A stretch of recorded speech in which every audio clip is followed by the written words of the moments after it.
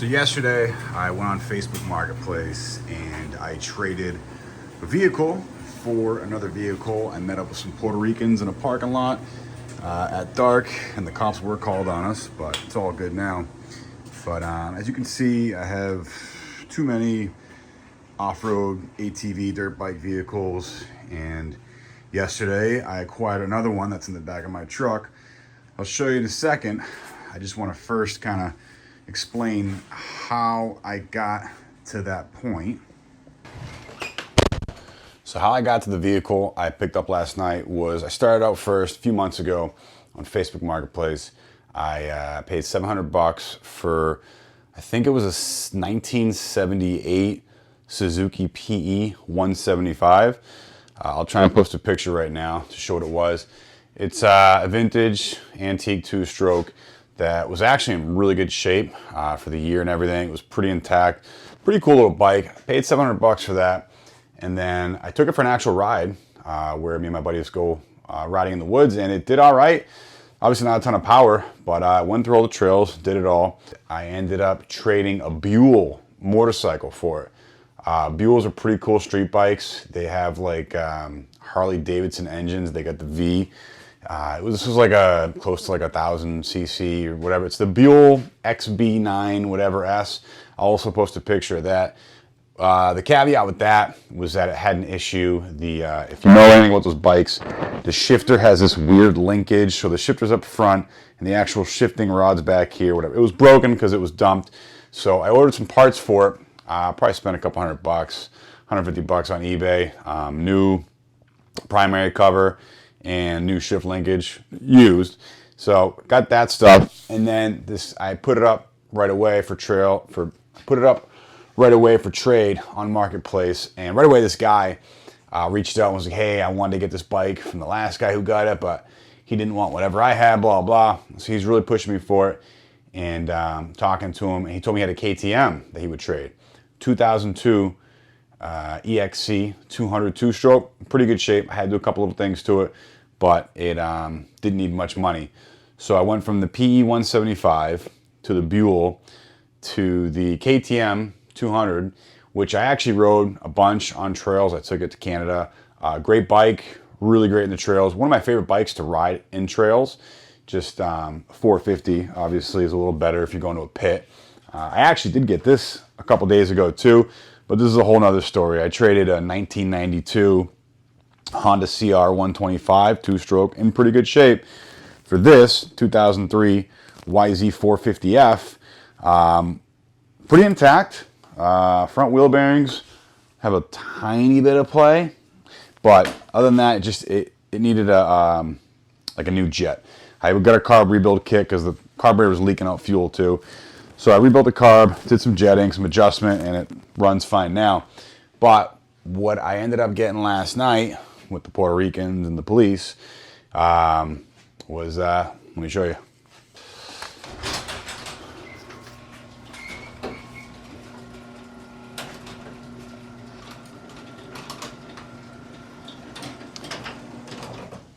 Ended up getting this 2000 Bombardier Can-Am whatever DS 650 quad. Actually, funny thing, I actually got this in a trade too.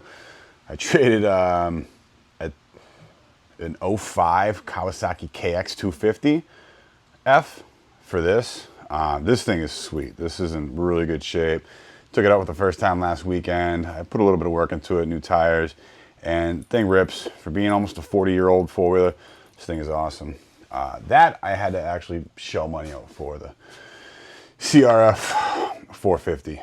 But yeah, let's take the 650 off the truck. All right, hopefully this thing isn't too hard to take off the truck, but it is pretty heavy. This is like a 500-pound race quad. The 250 Suzuki that I just showed you is one of the, I think actually maybe the lightest sport quad, two-wheel drive quad ever produced, at around like 290 pounds and change. So this thing is pretty hefty compared to that. wasn't too hard getting it into the truck last night. The guys, I actually got it off of the Puerto Ricans. They had a Tacoma and they had a tough time getting this thing in and out of that, which makes sense, obviously. It's a tiny pickup truck for a beast like this. But they made it work. They were happy with the KTM. I love the KTM. It's a really good dirt bike. It's just, as you can see, I have two other decent dirt bikes where, you know, the 450 Honda, that's basically a do-it-all bike. Trails, an animal in the pits, it'll climb any hill, you know, push button start. Yeah, it's a great quad, EFI, you know, so it's good. This thing is carbureted, and one of the things I'm actually bummed about that I noticed last night, I did a quick little one over, is that carburetor is not original. It's got one of those Chinese Amazon or eBay carburetors on it, which kind of bums me out. But I don't know how those things actually perform. I do have those on my kids' dirt bikes because it was easier. It was cheaper just getting those than the rebuild kit. But all right, is this thing in gear? That looks to be in neutral. This is a heavy quad. This thing's got weight to it.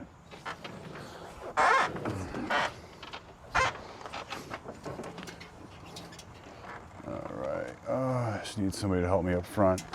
Steer the tires. That's not gonna work. Oh. Fingers crossed. All right, not too bad. So right off the bat, I don't know if you can notice, but this is a very tall in the front quad. I mean, this is big. This is a big beast. This thing is made to go fast on straight trails. A little bit of dry rot in the rear tire. Great, awesome. But hopefully that should hold up. These things are pretty rugged, but definitely not a brand new tire. Fronts look like hole shots. Fronts are pretty decent. The rears have great tread. Just, hey, a little bit of dry rot starting, but they got air in them still, so that's good. But let me put my ramps away. So right off the bat, looking at it from the front, you can notice that, and again, I don't do these trades to make money. I've been looking for a nice, powerful Raptor, something type of, bushing, most likely bushing, feels like, has play. Those aren't too expensive, sometimes a pain. What is in the front here? That's a metal tank of some sort. I don't know anything about this quad. That's either a reservoir for oil or coolant. Can barely get to this cap on. Let's see what's in here. This is weird. Oh. Looks like it's oil. Oh yes, I should have checked this last night when buying it, but it turned on, it went. Actually, it looks like we are low on oil. Let me get a rag so I can check it out. So it's a convenient location for it. I like that. But let me get off the oil. Oh, a little bit of, you can see, milky substance at the top. That would scare a lot of people into thinking it's mixing coolant with engine oil. It's not always the case when it's milky up top. That's usually condensation and oil mixing, almost like this thing sat for a while and this didn't burn off. Or it could be mixing oil and coolant. I don't know yet. If it is, then this thing might just be a part out or a junker, but hopefully not. Let's get the dipstick in there. Not even really marking on the dipstick, so yeah, this thing is low on oil. So a quick search basically shows what I suspected. 1040, ATV oil, whatever. One thing too is last night, this thing, it did start up, had a hard time starting a little bit. Once it was warm, it did run better. So something's up with this thing, either valve adjustment which I was doing some research into, and this has a very weird valve size, not common. It's a 29 millimeter, which they're expensive. They're not like the kits where you can get like the $50 kit online and you get all the, you know, different sizes and shims. The valve shims for this thing, when I've seen, are like $10 a piece. So I did see a guy online say that the Kawasaki KLR 650 engine uses these same things. So we should be able to hopefully go to a Kawasaki dealer if we need shims and give them the size shims we need and hopefully get them there. But let's top off the oil just to be safe. I'm using some 10W30 Honda GN4. This is good stuff. I hate wasting this for stuff like this, but we'll see, because I'm obviously going to do an oil change soon. All right, let's add a big gulp of that. I'd say probably added half a quart so far, maybe a little more. Kill switch doesn't work on this thing. You gotta shut the battery on and off. It's missing something here on the dash area. Front shocks are very springy. Brand new front shocks. I've seen those on Amazon used for anywhere from $60 to $200 for a used set, but we'll see what we can do. I don't know. I know the rear shocks are usually easier to rebuild. A lot of rebuild kits out there for them. Front shock rebuild kits, I've seen them done online, but I don't know where you get the kits from. It's kind of a, you know, it's not as common as the rear shocks. But yeah, we're gonna take this step by step and see. So we've got some oil in there now, more than before, which is good. And let's just try to start her up real quick. See how she runs. Let's see, is there a choke on this Chinese carburetor? We got a fuel marking. Fuel is off. Let's turn it to reserve. So I don't know how much fuel we have in here.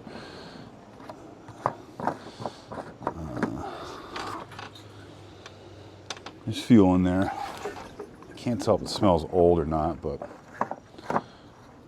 let's see. Is that on there right, or am I stripping that? This is such a high up four-wheeler, but all right. We got fuel in there. Fuel switch to on. Let's, yeah, we got a choke right here. Okay. Choke is on. Turn the kill switch off. Alrighty. Let's see.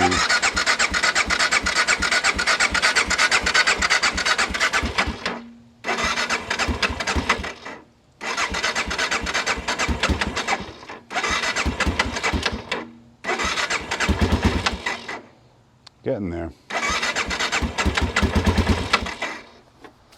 Let's see. She wants to run. Not for long though.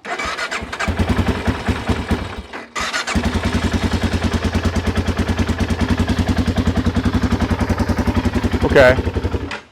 All right, now she's turned off. She's definitely not in perfect shape, but see if we can hopefully fix that.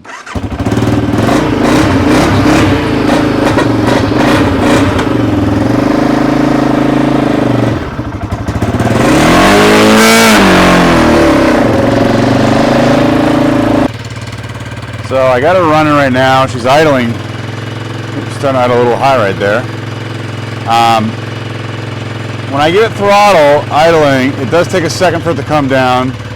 It just came down by itself there. That's usually a lean issue. Now it's starting to idle high. Kind of odd. I'm thinking carburation. I don't know, the engine feels fine, feels strong, doesn't feel like it's off a time.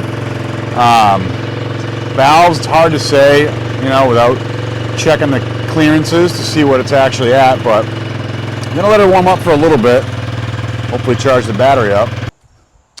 So once she's a little warmer, she does seem to run better. Carburetor, there's a screw hanging out the bottom with like a cable.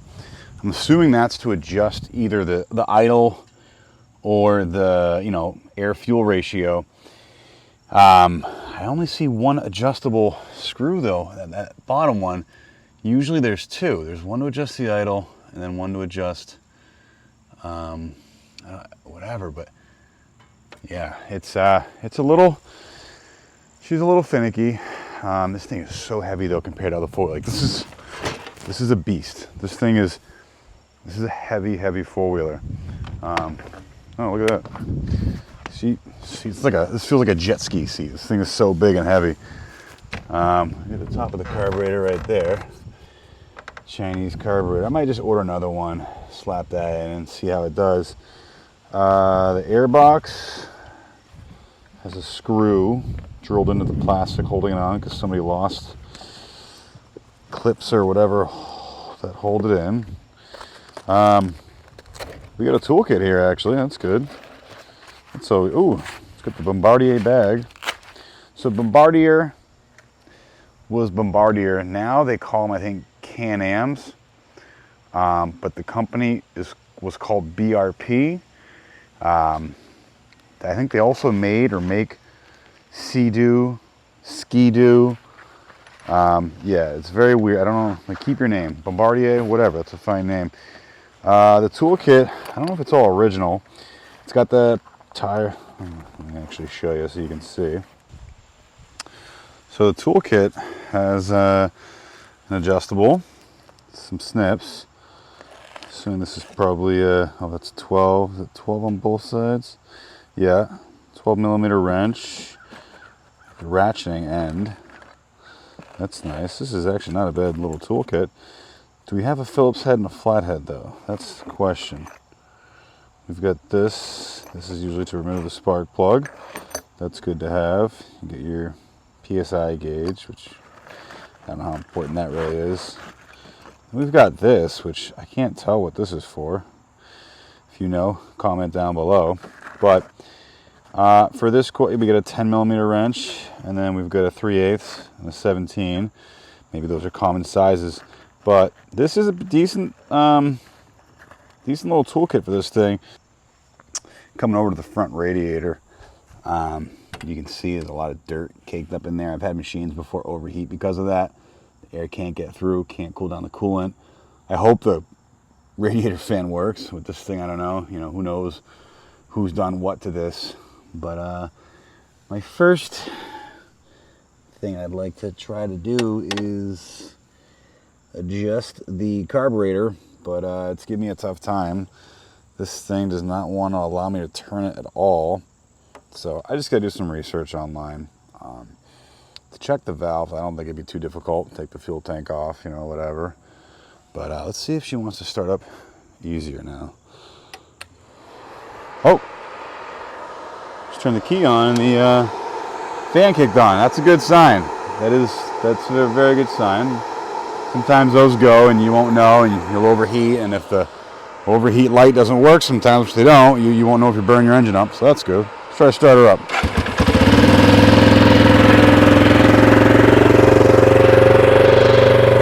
She started up, but she's idling a little harder than I'd like her to. So, kill switch doesn't work. But it's obviously hot right now. Turn the key, turns the fan on, so maybe we should leave her running. Honestly, I haven't even checked the coolant to see if it's got coolant. The fact that it didn't have enough oil, I would not be surprised if it's lacking in coolant too. But yeah, that's cool. We got that little toolbox. As you can see, someone put this screw here. Not great, but whatever. Air filter doesn't look too horrible actually. It does look like it is UNI. Looks like it's got some goop on it, so that's good. We're gonna figure out how this thing seals up, make this thing seal up properly. I'm assuming something is supposed to go from, oh look, another missing screw. Who knows, maybe we'll just do that. Maybe we'll just put another screw there, tighten this one, I don't know. One thing I just noticed actually is, so yesterday when I was checking it out, the front shocks were very springy, like they weren't dampening at all. Now, they actually, it's like, yeah, they actually work better now. It's like kind of like they got to get warmed up. So hopefully they're just old, the seals are old, it's been sitting. Hopefully those things figure themselves out. Front light, I haven't looked on eBay yet to see what they go for. I don't plan on riding this thing too much at night. Being though that it is this time of year, it's the fall, especially here in the Northeast, it gets dark pretty early. So if you want to go out for a ride after work or whatever, you know, you can't go out too late because pretty soon at 4:45 it's gonna be dark out, which is miserable. I hate, but it is what it is. Wheels are nice. This one's got some chips taken out. It's got a dent right here, but these things would clean up pretty nicely. So the fan just turned off. Let me turn this switch off. Yeah, the front shocks, they might be fine. It's just so hard to... Yeah, no, the front shocks, they seem like once they start being pushed in a little bit, they actually work better. Yeah, as you can tell, the front wheels are pretty straight, but I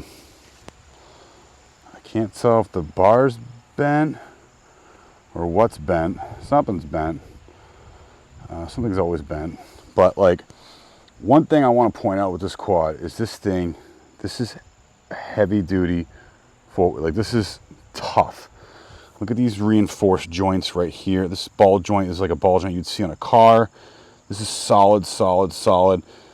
Got the skid plate, that's good. Skid plate here, skid plate under the engine, I like that.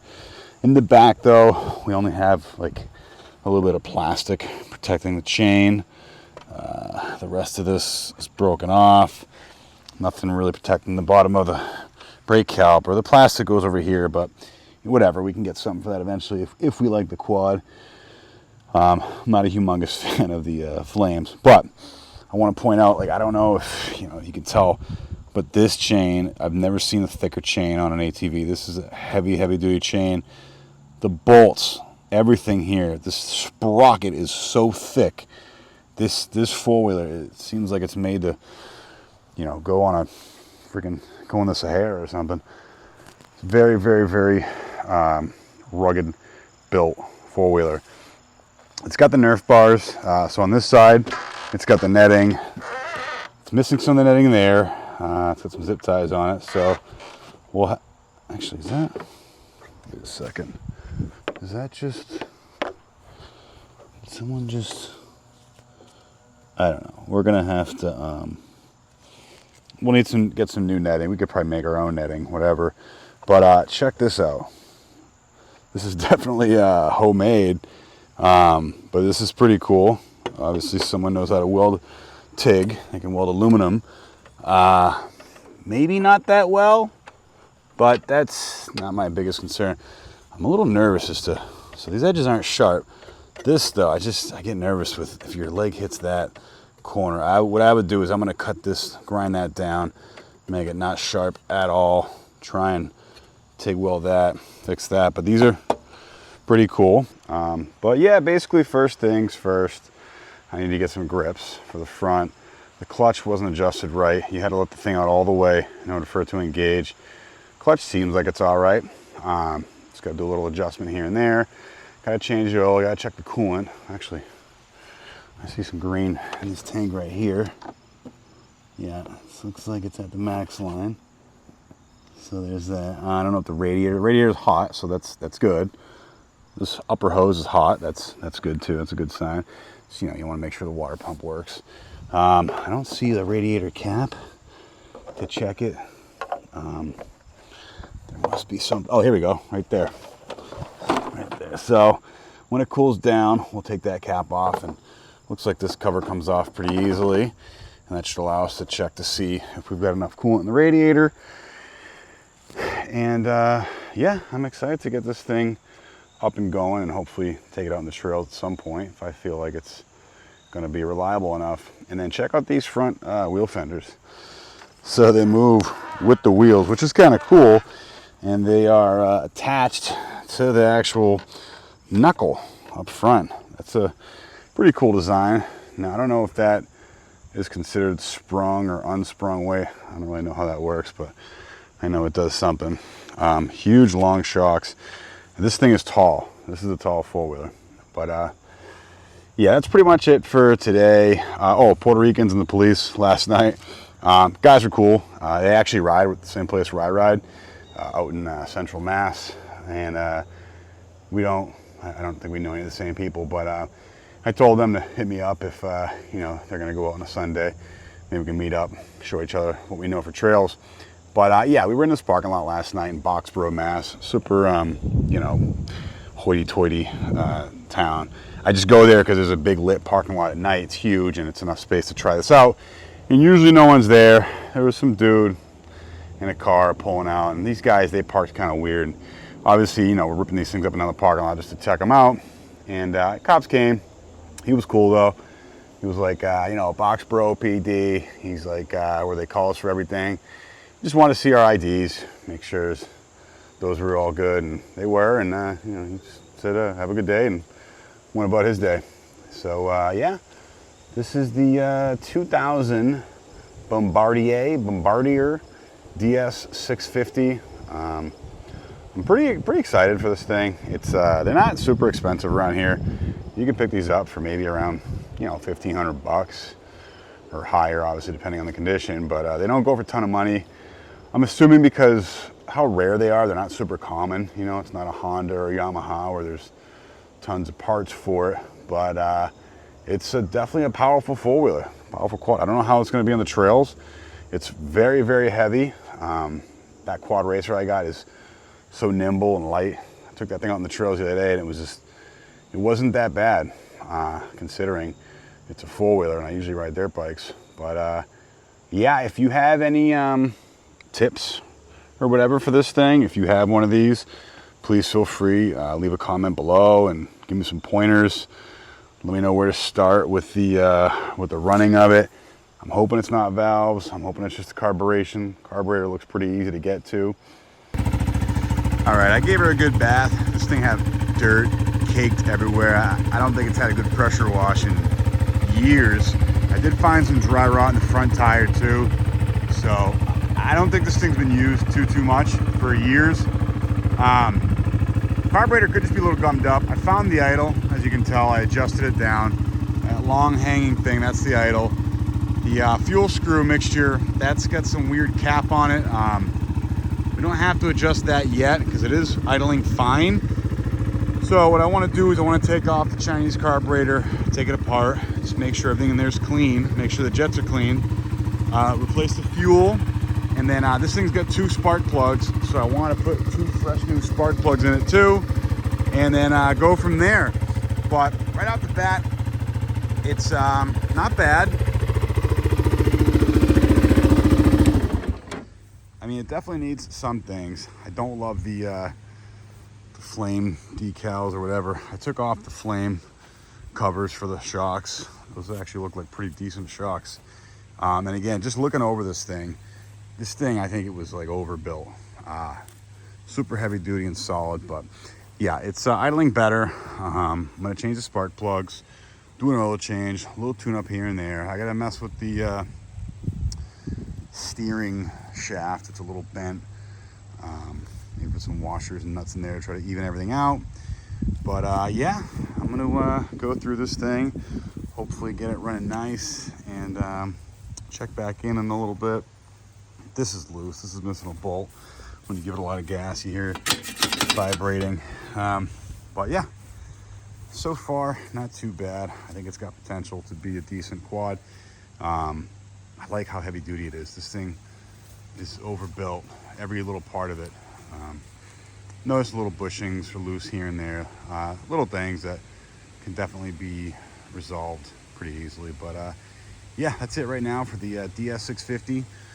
Tune back in later and I'll have some updates for it. Hopefully I'll take it out on a trail ride soon and give you guys an update on to how powerful this animal really is.